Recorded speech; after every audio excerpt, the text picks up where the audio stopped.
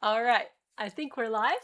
Welcome to this live Q&A. My name is Kayla Cox. I am the owner of this channel, 6 Miles to Supper. And 6 Miles to Supper kind of describes my 80-pound weight loss journey with intermittent fasting.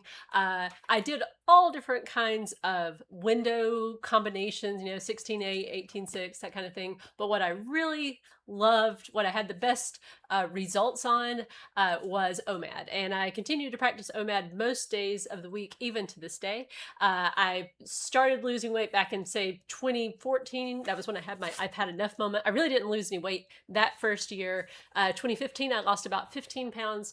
And then 2016, I got down to my initial goal weight of like 158, which was a couple of pounds overweight according to the BMI. But since that time, I then lost more weight, and I've been maintaining in the normal BMI since 2018. So if you have questions, you can pop them in the chat, and I'd be happy to try my best to answer them based on my own experience. I'm not a doctor. I'm not a nutritionist or a dietitian or a scientist. I am just somebody who has been there and done that with the weight loss journey, and I just want to share my experiences. I struggled with my weight my entire life from the time I was a little kid. So this was not like just I gained some pregnancy weight. It was just like all my life I was, going on diets, trying diet pills, all the different things. And intermittent fasting was really just the first and only thing that has ever truly worked for me over the long term. I mean, everything works in the short term because it's like you can stick with pretty much anything for the short term. Maybe not everything, but you can stick with a lot for the short term. But the real key is to find that thing that you can continue to practice. And for me, it's intermittent fasting. So let's get started. And if you have a question you'd like to ask anonymously, I do leave a form up all week long. It's always open. It's a Google form, and I post it in the posts tab on this channel. I try to put a little reminder up on Wednesday mornings that the live is happening and that you can submit anonymous answers through that form. We always check it like about 15 minutes before we go live so that the questions are on there. So, but if you have other questions, you can ask them in the chat right now. Nothing wrong with that at all. So let's get into it. So Amelia says, in addition to the scale, what would be some indicators that we may be eating too much at our OMAD to lose weight? I'm having a challenge finding that sweet spot. Thanks much. Okay, so that's a really good question because it can be kind of tricky. The scale will ultimately tell you over time, are you losing weight or not? Now, you have to kind of stick with it because of the way weight fluctuates. You might go up and down 3 to 5 pounds during the week, depending on how much your own personal weight fluctuates. Water weight and things like that do make it difficult in the short term to see what's going on with your weight. But if you continue to weigh, like I weigh daily and I keep track of my 7-day average. And what I pay attention to is how my 7-day average is moving over time. So for me, it's usually about 6 weeks of time that I look back and I say, what's going on? Am I kind of like just staying where I want to be, in maintenance? That's a good thing. Or am I losing? Okay, and that's fine with me if I am. Usually not the case, but it's fine with me if I am. Or am I gaining? And if I'm gaining, then I'll say, okay, I've been eating a little too much.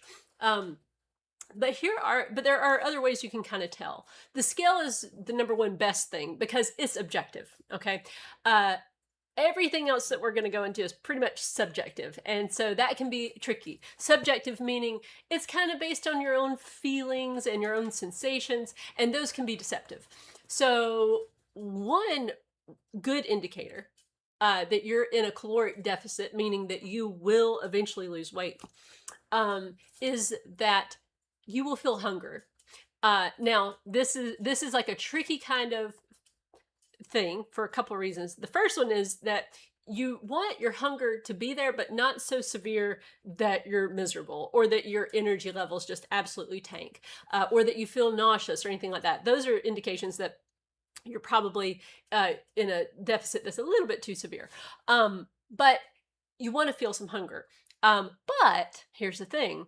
Sometimes you'll feel other things and you'll think it's hunger. Like it's a very kind of deceptive thing. And I didn't understand this back in the day when I struggled with my weight. If you had asked me, Kayla, do you ever emotionally eat? I would have said, I mean, I guess everybody does from time to time, but I don't really think I do because I only ever eat when I'm hungry. Like what idiot would eat when they're not hungry, right? Like it didn't make sense to me that anybody would eat when they weren't really hungry. So that whole idea of like only eat when you're hungry, I was like, I'm already doing that. Like why would anyone not do that? But the practice, I'm sorry. That has never happened on a live. I usually have it on Do Not Disturb. I usually keep my phone on Do Not Disturb like all day long. Well, kind of accidentally. I just put it on, then I forget to turn it off. But that was, I don't know who that was. I didn't recognize the number. Probably just a scammer. But anyway, back to what we were talking about. Okay, so hunger. You're gonna experience some hunger. But the sensation of hunger, you could theoretically, my point is, you could theoretically be in a caloric balance or even a surplus and still feel hungry because it's not true biological hunger that you're feeling, it's stress. It's like back in the day, I didn't realize this, and it was only intermittent fasting that like gave me the aha moment. So when I was practicing intermittent fasting, I was actually getting consistent, not breaking early. And so my body was used to like, okay, we wake up, we go, I would go to the gym, I'd come back, I'd wait around, and like let's say normally I was eating my first meal around 1. Well, there would be some days where I'd be going along and it's like 10 o'clock in the morning and I would find myself standing in front of the pantry looking for food, right? Like trying to figure out what to eat. And then I would think, wait, like I'm fasting right now. So I don't need to eat. So what's going on though? Because my body knows that. Like my body knows like not to expect food till 1. So what's happening? And so I just started to try to be more like aware of what's my mental, my inner dialogue doing right now, and how am I feeling right now? And so when I started to pay attention to that, what I realized was a lot of times when I was hungry, like and it did feel like, hey, I want a snack. I really want a snack right now.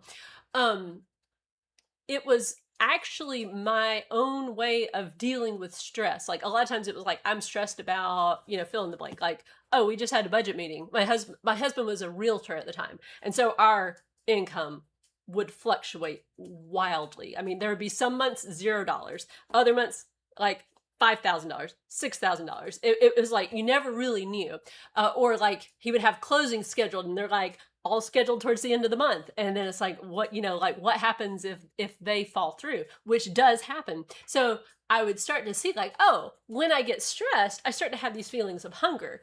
And because I was trying really hard to not break early, I just had to learn how to like, okay, I feel stressed right now, but I need to deal with this in some other way. Like I can't eat right now. Like I'm not going to eat. So what else maybe will work?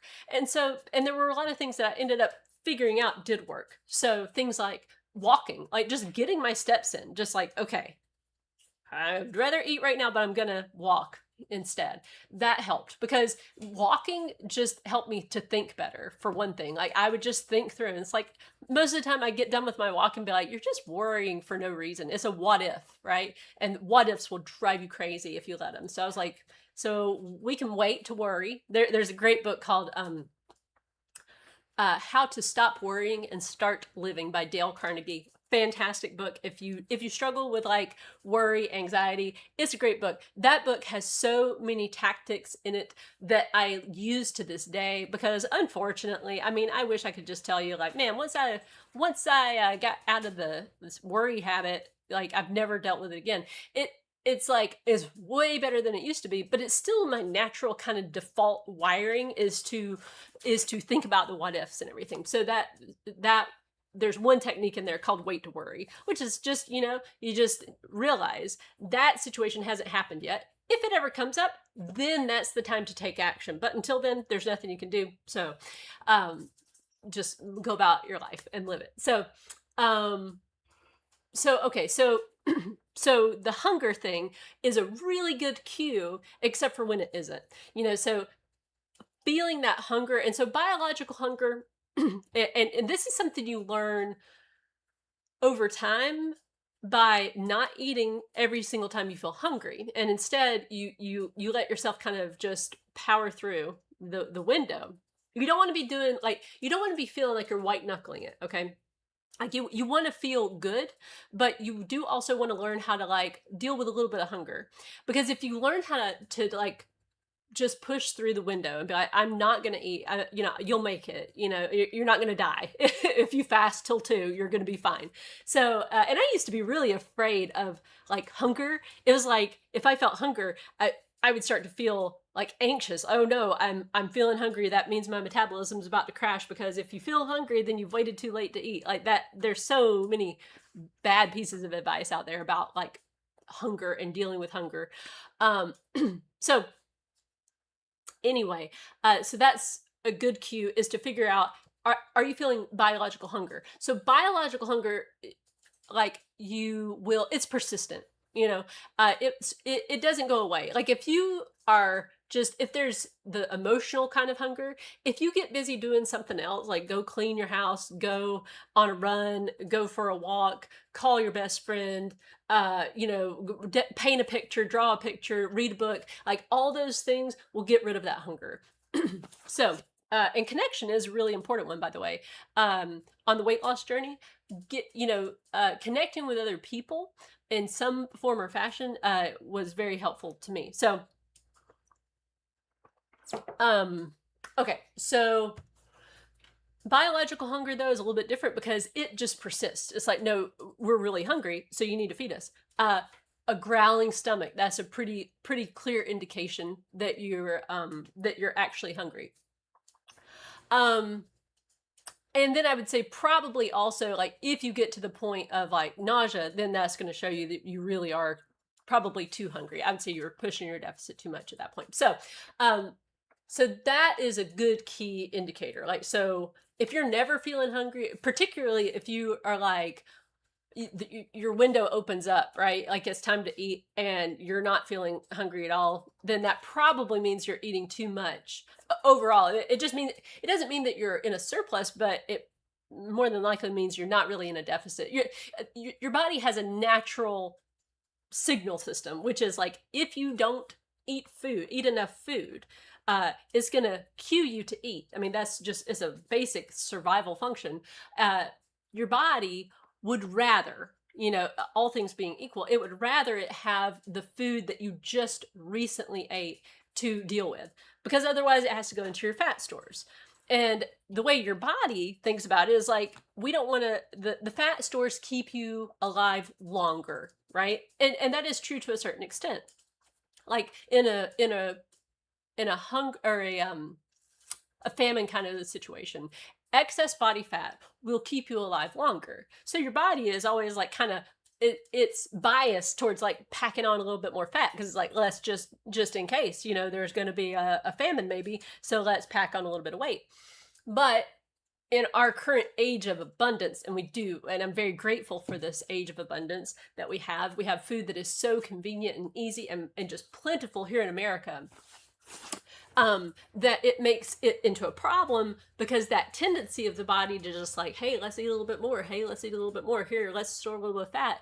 If you just always pay attention to that, and you're just like, okay, yeah, we can eat more, then you can end up with obesity or, various other health problems that can come along with the obesity.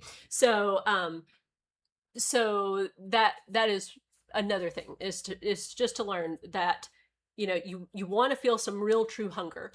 Other indicators, I mean, really those are the two main ones. If you're never feeling hungry and the scale is stuck, you're eating too much in order to lose weight. Now, if you're just trying to stay stuck, right, which is maintenance, you're just trying to stay stuck, then you're doing just right. So, okay, hopefully that helps you. All right, Richard, hi. I started OMAD 4 months ago. I need to lose about 40 pounds. I've been sticking to OMAD every single day. I must be doing something wrong. I have not lost a pound. I have not gained any, but my weight has stayed the same. I eat once a day at 5 p.m. I eat as much as I want and I'm good and full. I do not overstuff myself, but I eat quite a bit of food so that it lasts me 23 hours. Do you have any advice? Thank you, Kayla. Well, I do have some advice, and that is, so let's see, I just want to make sure 4 months. Yeah, 4 months is plenty of time for you to have, you could have seen some weight loss at this point. So what it indicates is the amount of food you're eating right now is enough to sustain your body weight.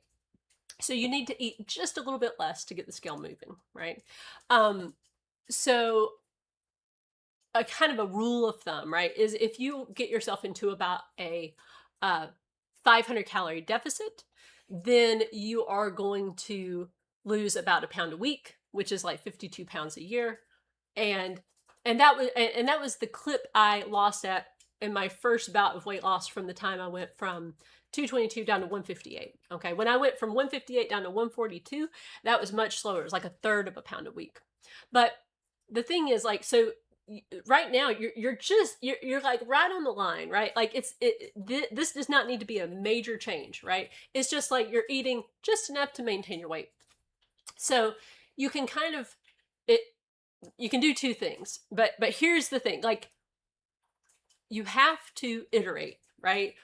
Because here's what happens. So, like, let's say you say, well, I'm going to just eat 500 calories less, right? The equivalent of that at your one meal. I'm just going to take away that much food, and then I'll lose a pound a week, right? Well, maybe not, because your body has this tendency to want to stay in homeostasis. So the minute that you cut your food intake, the body's like, cool, we'll slow down. We'll blink slower, you'll move a little less, and that kind of a thing. So then what happens is that your body's compensation for that, for the fewer calories, it makes it so that your deficit isn't as great as you might think it would be. Okay, so the whole point here is, it's kind of like this. It's kind of like, eat a little bit less than what you want to eat, move a little bit more than you feel like moving. It's kind of like you're just acknowledging to your body, like, thank you, yes, I appreciate the fact that you don't think we should move right now, but we really need to go move. It's, you don't want to make yourself miserable, but you kind of have to just know that your body's constantly compensating for everything that you're doing. Again, trying to keep you alive for longer, and it's like, you have to just, be grateful for that. But just know that you're, it's kind of just, you're fighting your body a little bit. And so, but even something like 150 calories, like just that amount. And I did a video on this a while back about it's a tiny amount of food, and it's an amount of food that you would think, oh, 150 calories, that's nothing. But if that is your surplus, then you're going to gain 12 pounds a year, just on average. But if that is your deficit, you'll lose 12 pounds a year. So it's hardly anything. It's like a handful of cheese, basically. I mean, it's such a small amount of food. And so my point is, right now, however much you're eating at your meal, it's just a little bit too much. The problem would be if you go and then you just try to be drastic with it. But I would say just cut it back by just a little bit. Like, get rid of the extra roll that you're eating, something like that. Just kind of like maybe eat from a smaller plate, and try to move a little bit more. I tend to be a very sedentary person if left to my own devices. I have a lot of hobbies and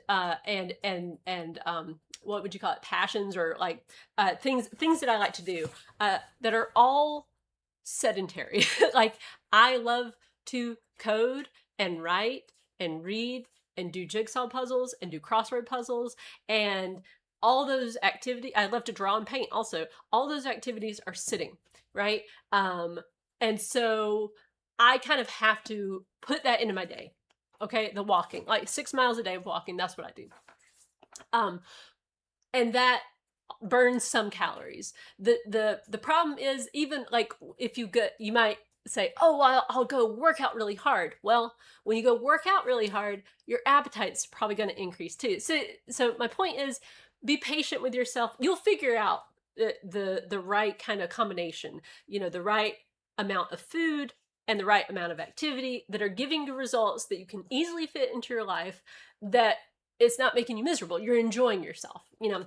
But just keep going, just keep iterating, keep weighing, and just track your data and review, you know, like I would say every, you know, month or so, sit down, look at what's going on, and make adjustments if you need to. All right. Debbie Q4K says, hi. Hi. Just starting. My husband thinks I should do 8 to 6 eating period. How long do I go? Slow. Let's see. I should do an 8 to 6 eating period. So eating from 8 a.m. to 6 p.m. I guess that's what you're saying. So that's 10 hours. So that's like a 14-10, right? Like I think that's probably what you're saying. So I'm not sure if you mean that your husband thinks that would work the best in your life, like that would interrupt your life the least. Because, you know, if you're eating from 8 to 6 p.m., right, or from 8 a.m. to 6 p.m., that's pretty much like you can fit 3 regular meals in it. It's just you're cutting off your eating a little bit earlier in the day, and then maybe eating a little bit later of a breakfast, depending on what your normal routine is.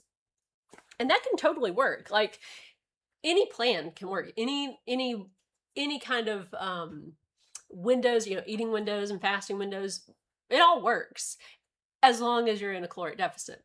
That's the key to all of it. Like OMAD either works beautifully or doesn't work at all, depending on how much food you're eating in the eating window. Like you can gain weight on OMAD, you can gain weight on a 14-10, but you can also lose weight on a 14-10.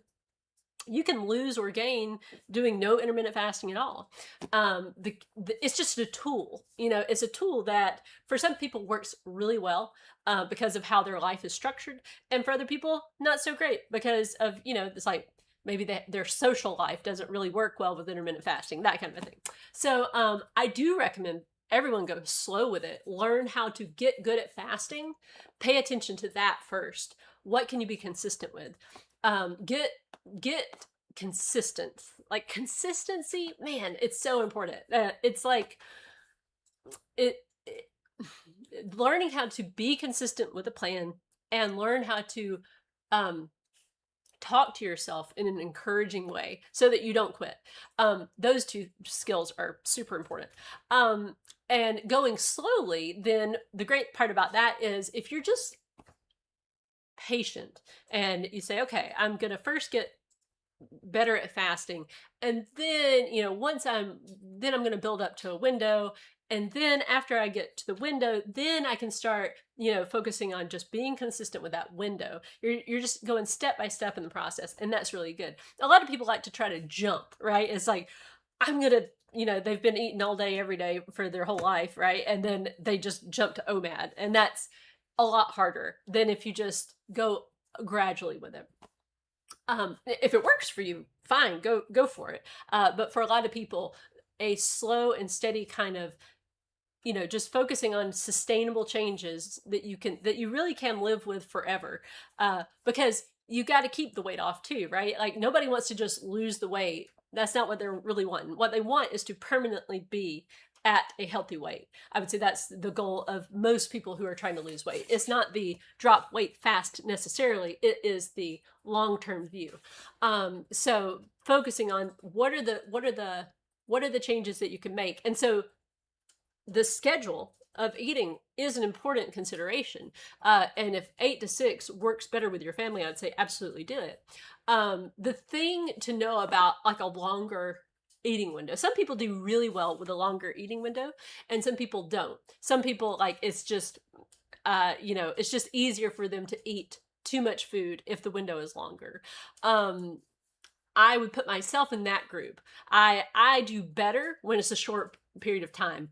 When it's a longer period of time, I forget that I've eaten, and like I said, I'm always up for food, really. So you know, if I'm always just like, oh yeah, I could eat, oh yeah, I could easily gain the weight back.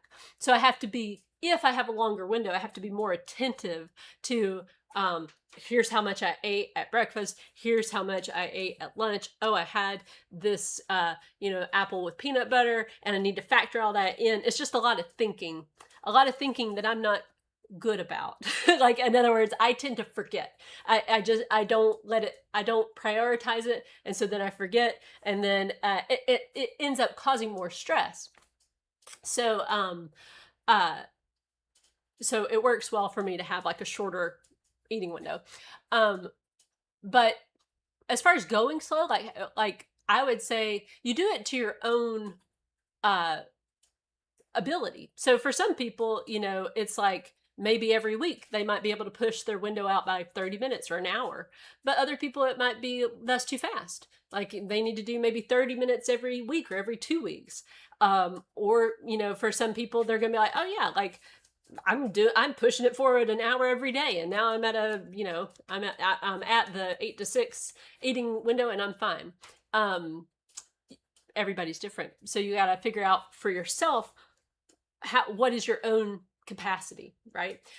Because everybody has their own challenges too. So just be patient with the process. That's the main thing. Be patient. And I highly recommend everyone write down your plan. Once you have an idea of like, this is what I could do, then write it down. Writing it down is like magic. You're more committed then, which is why a lot of people don't want to write it down. So I didn't want to write down things for a very long time. But writing down, there's some magic that happens, because then once you have a written plan, you can hold yourself accountable. You can say, okay, here is my plan, and here are my results. If you're tracking and you have a written plan, then you can look at your plan and say, okay, am I doing this plan? And then if you can say, yes, I'm being consistent with this plan, then you can look at your results and you can say, okay, am I having the results? Is this plan giving me the results I want? And if then the answer is either yes or no. And then you can say, okay, since I'm being consistent, that means I need to iterate on this plan a little bit. I need to make a small change. And then you can make a tweak to the plan. Like, okay, I need to, you know, maybe you want to have a rule about not snacking, you know, in the later evening hours, or maybe like only one snack a day. You know, like different people have different preferences on their rules, but being able to have a written plan, a tracking system that you're reviewing, that's super helpful. All right, next question, Eva. All right, let's see. Okay, this isn't a question, but I would appreciate you reading it on the live, because I just had a wake-up call. I'll first tell you that I work multiple jobs, so I batch cook in the evenings. This way we have meals ready to go. For example, this evening I made a cheesecake. I'm going to be making I'm going to be making 2 cheesecakes very soon. Like our family has like birthdays, 3 different birthdays in July and August, and 2 of my boys want cheesecake, my husband and my oldest son. So, all right, let's see, homemade chicken Alfredo and roasted veggie sausage bake. I do OMAD and I eat 1 meal at about 4 p.m. I haven't lost any weight for 90 days. I just realized why. I have been sampling all the food from my meal prepping. Many times it isn't just 1 bite. I also make a hot chocolate at night, and that has 180 calories. So if anyone is on a plateau, please look and see if you are eating and drinking after your OMAD. Little bites here and there can add up. I hope it's okay that I shared this. Your videos have been really helping me. Thank you so much. Well, thank you for sharing that. And yes, it's very helpful when people offer, you know, what is working for them, little insights they've had about like, oh, here, I noticed I was doing this. And it is helpful. So thank you for sharing that. So yes, food adds up so quickly. Like it's ridiculous how quickly calories will add up, particularly like the more processed foods. Like there's calorie density, and so it's so easy to just like, you know, it's just like a handful of food, and then man, that's 150 calories. You get 2 handfuls of food, and that's like 300 calories. That's basically, you know, a good sized snack. I mean, to me that's not a good sized snack, but it is the calorie wise, that's a decent snack.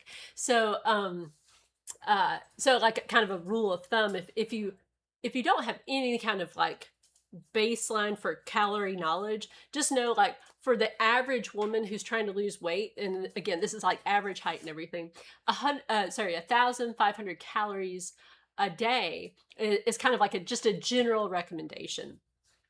Anytime you go below 1,200, then you kind of run the risk of nutrient deficiencies and things like that. So 1,500 calories a day. So, like 500 calories if you're eating 3 times a day, right?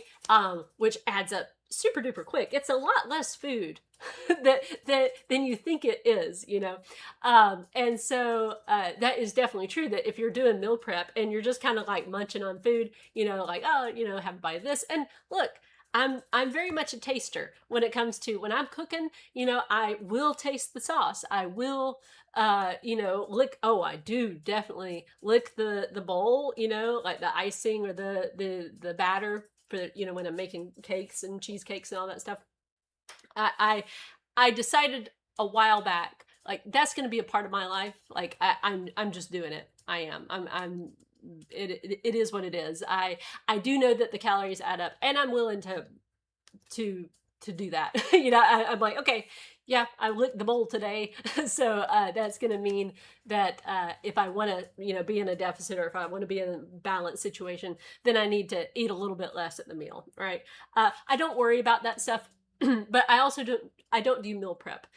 And so absolutely, if you see that it's causing you to not lose, then you got to say, okay, do I need to eat a little bit less in general, at the meal? I want to keep grazing at the meal prep time, but I need to eat a little bit less at the meal. Or, just, you can have a rule, like, I don't take bites. I don't taste things. Went back in the early days of my intermittent fasting, I was more strict with myself about not even tasting food in the fasting window. I was like, no, I'm not going to do that. It was a way for me to learn some discipline.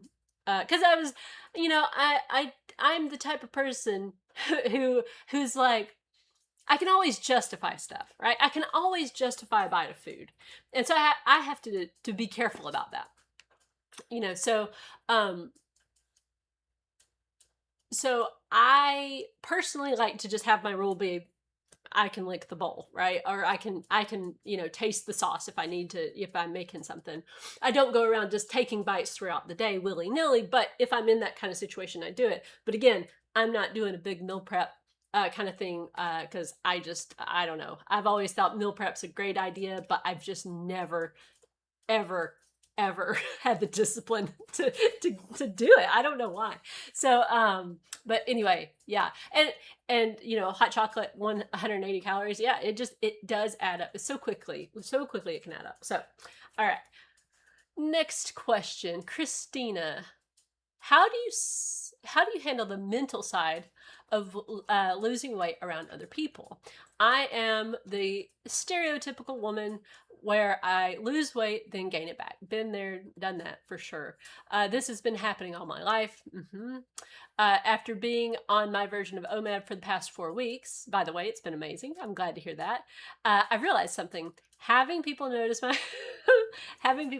weight loss is a two-edged sword. It so is. It's so funny that you're saying this. I know it's a great thing when people notice. It means it's working, right? But every single time someone mentions my weight loss, usually after losing about 15 to 20 pounds, I can't seem to lose anymore. I realize that I put an immense amount of pressure on myself once someone notices. I think, oh, they know I'm losing weight now, and all of a sudden I can't do it anymore. I tend not to talk about my weight loss at all with anyone. I'm currently down 10.8 pounds since July 12th. Congratulations, that's awesome. So I know that the comments will be coming soon. I'm just trying to mentally prepare myself for it this time. Yeah. Oh man, that's a tough one, because it is true. It's like, I remember at first I was so upset with people for not noticing my weight loss. I mean, because to me it was like, man, like, I've been working my butt off, and no one has said, like, hey, you've dropped 20 pounds. Congratulations. Like, nobody said anything to me. And oh man, I played terrible mental games with myself. I was like, I thought, oh, you know, what they're doing, they notice that you've lost weight, but they're not going to congratulate you until you are at an appropriate weight that they approve of. Then they'll say, hey, you know, you've lost weight. And that'll be like their approval, which is ridiculous. Okay, that's my own like mental games that I was playing with myself. And so I had to realize, like, that's not what's actually happening. Most people don't realize that you've lost weight. Like, my husband, I mean, he lived with me, right? Like, you would think if anybody would notice, it would be your husband. He didn't. Like, now, and I know people will be like, how could he not notice? Like, you know, you were 80 pounds heavier and you lost the weight, and like, he didn't notice. Actually, the 65-pound weight loss, he didn't really notice. He noticed once I started this YouTube channel. And I was talking about it all the time on the, you know, on the videos, and he was watching. He's like, you know, I didn't really realize that you had gained that much weight, or any, I don't know. Jay, would you say you didn't notice I gained any, or you had, like, it was just what? Well, I knew you had children and yeah, weight from that, but I didn't think that it was this yeah problem. Yeah, like so he thought it was just, you know, baby weight, and it was like just not a thing. So so in other words, in my head, I thought everyone was obsessed with my weight. I thought that's all they could think about, because that's you know, all I could think about, really. I was constantly worried about it, worried about what other people were thinking about my weight, feeling like my family was ashamed of me, like particularly my husband, my parents. Like, I felt this immense like burden about it, and it caused me a lot of pain. So then, though, I was thinking, okay, but, you know, like, and the first 20 pounds are the hardest ones to lose. I mean, it's just hard, you know. And so I remember, though, when I finally did start to get comments, you know, like, wow, you've really lost weight. It was like, oh no, like, I realized, oh, people did realize. And then I put a lot of pressure on myself, to, you know, like, it felt more difficult. Like, there's kind of this, when it's your own journey and nobody's really noticing, it's just easier because there's not that attention on you. And some people, and see, I think it is like, there are certain people who are more obsessed with it than other people. Like, I can just think of a couple of people in my life that are much more focused on everybody's weight than other people are. So it's like, if you have one of those people in your life, that's maybe what's happening, is like, they really are kind of hyper focused, and then so that does kind of make it hard. So and this is hard because it's really about performing under pressure, you know. And so what helps me with that? Because, I mean, certainly once you put your weight loss journey on YouTube, then that adds kind of that level of people are watching you, you know. Like, I do often think, like, some people are out there probably rooting for me to gain the weight back.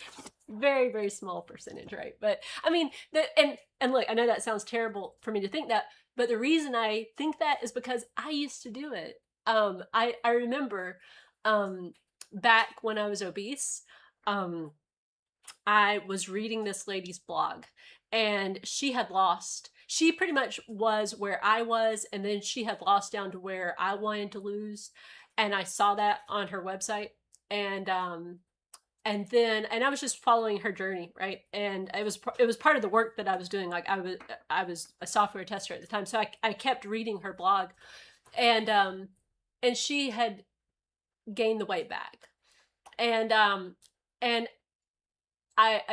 I realized, like, I was kind of glad, because then I was like, oh, see, like, I had an excuse then. It was like, why even try? She did it, and she gained the weight back. So, like, it's pointless to try, which was like a relief, because then it was like, okay, now I can just, like, eat whatever I want and however much I want, and it's fine, because I don't have to try. Because why bother, really? Like, look, this is what happens. You lose the weight, then it's humiliating. And I then realized that was a bad way to think. Like, I'm rooting for people to fail. Like, and I didn't want to believe that about myself, that I was in that kind of mindset, but I was like kind of hoping people would fail, so then I would have an easier time, you know. So I decided, okay, that's not who I want to be. Like, that's not who I really am. Maybe that's a better way to say it. That's not who I really am. Or maybe that's not who I want to be. I'm not sure which one would be more correct to say, but I wanted to change that. So I thought, okay, I'm going to root for her success. I don't think, I don't know. Like, I don't think her blog is around anymore. Occasionally I'll go check on it, and it hasn't been added to for a very long time. So I do wish her well. Um, but so okay, so back to your question though, which is kind of like, how do you deal with it? Um, so my point is, I kind of have to deal with the constant pressure of okay, people are really watching. I mean, people ask sometimes on this channel, like, how much do you weigh now? And so I will usually share that number. Like today, to full disclosure, I like to do that. I would rather just say what my numbers are. I thought about, for a long time, I thought, would it be better for me to just only share my number when I feel comfortable? Or should my rule be like, whenever someone asks me, I should just say my daily weight for that day? And so I've decided pretty much nowadays, unless I start going through something major, some sort of really trying time, I'm just going to tell you. Like, so this morning it was 151, which is a normal BMI, right? If you just look at that. So, uh, anyway, the point is, but that kind of knowing that people might ask, right? Knowing that people might have questions about, like, well, where are you at right now? And how much, like, what if I start to gain? And then, it adds more pressure. It does. It adds a layer of complexity to my journey, because people are watching, and I put too much pressure on myself when it comes to that. It's like and I kind of just have to, the kind of mental trick that works for me is to pretend like nobody knows or cares or is watching. I try to live my life that way. I try to live my life as if I don't have a YouTube channel. I try to eat like whatever food I pick to eat. I try to do it as if nobody's watching this. Nobody's paying attention to it. I haven't written books about this, anything like that. It's just like, I'm just a normal person and nobody's paying attention. And I just try to stay loose as best I can. It's not easy to stay loose. It adds more thinking to the process. Like, cause I remember back in the day in 2016, I had gotten down to my initial goal weight. Maintenance was so easy. I felt like, whoa, this is like, it's so simple. Yes, studio disconnected. Reconnection successful. Yeah. Okay, I think we had some. I think it's coming back. Okay. It's coming back. There it is. Is it back? All right. Are we back? Sorry about that, you guys. I'm back. OBS Studio just decided to disconnect for a minute there. Okay, so what was I talking about? Man, I have the attention span of a gnat. Right. So it does add some complexity, some complexity, but I try to just pretend as if I don't have that going on. Try to stay loose, right? Just try to relax. Try to relax. Another part of that too, right, is being humble. I tend to struggle with pride and perfectionism. And so if I mess up, I used to think it was like the end of the world. And this is kind of like a spiritual thing, right? I'm a Christian, and so I have to remind myself I am not perfect, and it's good to be humble, down to earth. Like, in other words, realize I screw up. I mess up all the time. Probably like several times a day. I make various mistakes with my eating or my attitude about food, or my consumption of food. And I've just got to be okay with that. I'm humble enough to realize my own humanity, and that God loves me, and it's all good. So anyway, so yeah, like, so if that's kind of your same worldview, Christianity, thinking about it from a pride standpoint was really useful to me. Okay. Jine Doe 58 on the live. Hey there. Says, how do you determine what is a good maintenance weight? I have lost 35 pounds in the last 2 years. Congratulations. But I've been stuck at the same weight for the last 6 months. I feel good and I'm in health and I'm healthy. Okay, well, I think then you're in a great place. So why would you want to lose more? Okay, so this is delving into more of my philosophy than it is science. Although, Jake, if you could get the U-shaped graph. So my own personal philosophy on this is you should get down to a weight that you feel the best at, that you feel like I can certainly maintain this. I feel good. My relationship with food is good. I can see that I am able to maintain this, and I feel healthy. I feel good. I say stop where you're at. If you're happy, I'm happy. You know, that kind of thing. Okay. But I understand numbers are important to people. So here is a graph. If there you go. And I think it's interesting. So they did a big study of all-cause mortality and BMI. Now, look, this is only going to show correlation, not causation, and so statistics can be misleading. But I think it's interesting. The reason I think this is very interesting is because it reflects my own experience on the weight loss journey. So if you look, so all-cause mortality just means dying for any reason, okay, any kind of death, right? And so then they looked at death, what were people's BMI, and then just plotted it on this graph. So you can see that basically the lowest mortality, so in other words, you had the least risk of dying if you were in basically a normal to even an overweight BMI, right? Like you can see there's like two little dots kind of where it says not significant difference in mortality. So basically, as long as you're kind of in there. So that's like down to like 20, what's that bottom BMI? The BMI is no, that little, not the big circle, but the one furthest to the left, the little dot there. This? Yeah. What's the BMI? 20. Yeah, so 20.3, right? Till like the higher BMI was like where there's not a significant difference. This one? Nuh-uh, down. Nope. One more. There you go. That one. 20. 27 point 27 yeah. 27 point something, which is overweight. Okay, so you know that says to me that there is a wide range that where you can be at a healthy weight, right?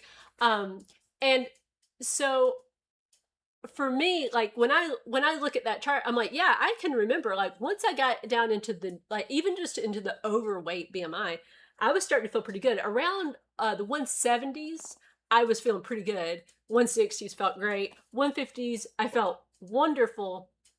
And then what I have seen in this last part is like when I went from 158 down to 142, I noticed no difference. Like I didn't feel better. I didn't feel healthier. If anything, I started to notice like a little bit of a harder time in certain aspects, which that could have been just things that were going on in my life at that point.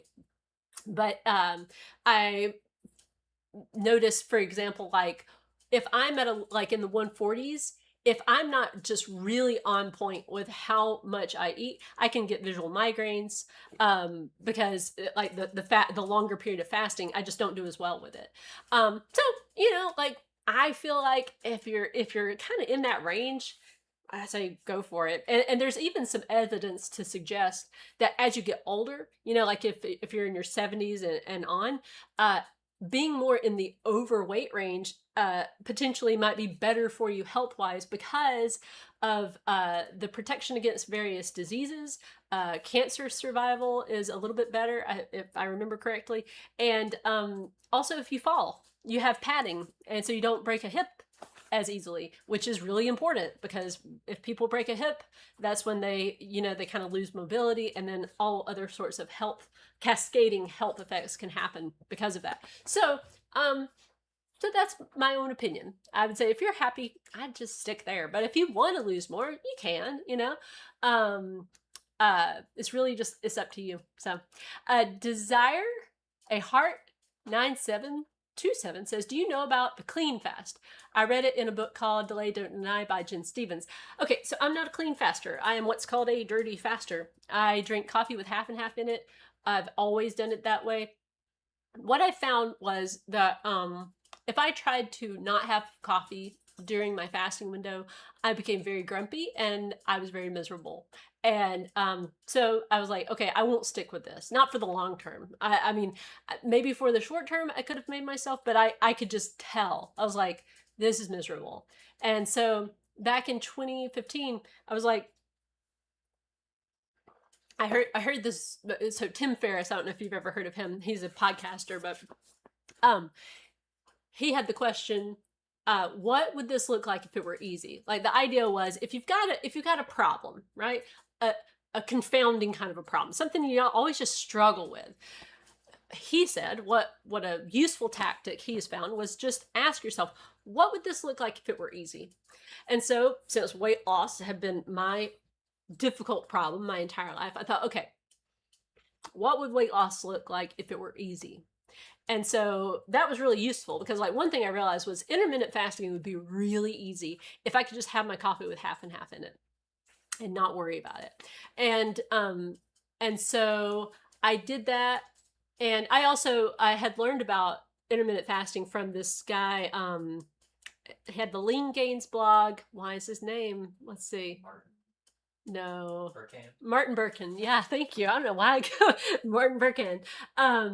So he said, you know, like people who are like so obsessed with, does this break a fast? If I have a bite of cucumber, does that break my fast? Like, he's like, don't even worry about that. Like, if you want a splash of milk in your splash of milk in your coffee, do it. Like, don't just do it and don't worry about it because that you're missing the point if you're too obsessed with that kind of small stuff. So so that was my philosophy the whole time. I never read Delay Don't Deny. Still haven't read it. But I mean, I don't know Jen Stevens. I'm sure she's a wonderful person, but I never did the clean fast. I didn't even really know what I was doing was called dirty fasting until people on this channel were asking about it. And I was like, oh, it's called dirty fasting. I mean, okay, I guess I'm a dirty faster because that's what I do. But the thing is, like, from a standpoint of, like, people get really kind of worried about it because they're like, oh, but then you're missing out on the benefits of autophagy if you're not doing a clean fast. But according to the latest research I've seen, and again, do your own research, but from everything I've seen, autophagy doesn't really kick in to like high gear, like people are talking about, like, oh, okay, that's where the real benefit is, until about 3 days of a complete fast, which means that this whole debate back and forth is all a moot point because it's like, unless you're doing, you know, 3-day fast, 4-day fast completely, nothing other than water, then we're all kind of like in the same boat. But again, I mean, I don't really care if you want to do a clean fast and that works for you. You love it, do it, you know. But if it doesn't really work for your personality, like you love coffee with half and half, like coffee with half and half, it gives me great joy, you know. Like, I love my coffee, like sitting down with a cup of coffee and sitting with my husband or reading a book. I love it. And you know, there are times during the day where it's like, okay, you got to like a little bit of a lull, right? And it's just nice to have something hot to drink, you know. It's just nice. So yeah, do it, don't do it. It all works. Like, a clean fast will work just as well as a dirty fast, or vice versa, whichever way you want to say it. But they work the same. Like, let's say you have one clean faster who's eating 1,500 calories, and you have another clean faster, or yeah, same body weight, same activity level, same metabolism, and they're both eating 1,500 calories total during the day, consuming that many calories. They are going to lose weight at exactly the same rate. So, all right. Debbie Dusterhoft, 2870, says, I'm wondering if not eating enough can interfere with weight loss. I don't think I'm eating enough, but I'm satisfied. So, okay. Here's how it could interfere. If you are eating so little food that your energy completely tanks and you're really angry because you are not eating enough, and then you quit, that will affect your weight loss. From a standpoint of just, you're eating less food, that will make you lose weight. Like if you are in a deficit will always make you lose weight. Your body does try to compensate, like we talked about before. Like it is constantly in that state of like, okay, you didn't give me enough food, therefore I'm going to try to make these adjustments, so you're not going to want to move around as much. I'm going to keep sending you hunger signals, right? So like you increase the level of difficulty unnecessarily if you get into too much of a deficit, and then the increased difficulty, which then leads to quitting, that is what will cause the effect of not losing weight. But I think maybe what you're asking is, well, if I eat too little, will that like slow down my weight loss? No, like it won't from a caloric standpoint. As far as if you increase the deficit, you will lose weight faster. But as you increase the deficit, the difficulty goes up. And when the difficulty goes up, that's when people quit or they take a day off, and they're frequently taking days off. And then it's like, then they're just quitting. Sylvester Stallone did a great interview. It's been several years ago, but he talked about the diet he was on when he was doing Rocky 2. And they were eating like 1,200 calories a day and working out like maniacs. I mean, like it's insane. So he was eating 1,200 calories, which is very little anyway. It's very little for just a person who's not that active. But he was eating 1,200 calories a day, and I think they did a cheat day on Sunday. But the point is, he talks about how angry he would get. Like, I mean, and he will fast and stuff before doing like a role where he has to drum up that anger, because he learned that not having enough food in your body, it can make you very angry. So if you're feeling satisfied and you're losing weight, then I would say you're fine where you're at. If the scale's moving down and you're feeling satisfied, you're doing great. There's nothing to change there. If you're feeling satisfied and the scale is stuck, it means you're eating just a little bit too much. And if the scale is going up and you're feeling satisfied, it means, well, you're eating too much. So, it's really, really simple when you get down to it. Like the main danger with intermittent fasting is overthinking it. There's so much diet and weight loss like noise out there that it makes it seem like, oh, if you ever feel hunger, you're doing it wrong. It's like, no, I mean, your body's natural cue is make you feel hungry. It's actually a really good cue. So but you're not gonna like kill your metabolism and that kind of thing if you are in a deficit. It's just not gonna happen. Okay, let's see. So I think that was the last question. So thank you guys so much for joining. Joining me. If you'd like to get my book, The Laid Back Guide to Intermittent Fasting, this is the book that I wrote about how I practice intermittent fasting. It's got stuff about cheat days and why I do them, how to handle plateaus, which we talked about some on this live. But anyway, it's a quick, quick book to read. I tried to write it like a handbook, like, something to refer back to on the weight loss journey. And I also have other books. I've got 2 young adult fiction books and other books about weight loss, maintenance, overcoming weight loss obstacles, which is the harder parts of weight loss, and my intermittent fasting workbook. Oh, and also my husband and I have a collaborative effort coming out this fall. It's going to be a cozy mystery, clean, cozy mystery called Semper Pi, Miscarriage of Justice. And so we are editing that right now, and I will let you guys know when it's ready. And you can get all those books on Amazon. I also have audiobooks on Audible and other fine retailers too if Amazon is not your jam. So I will see you guys next week.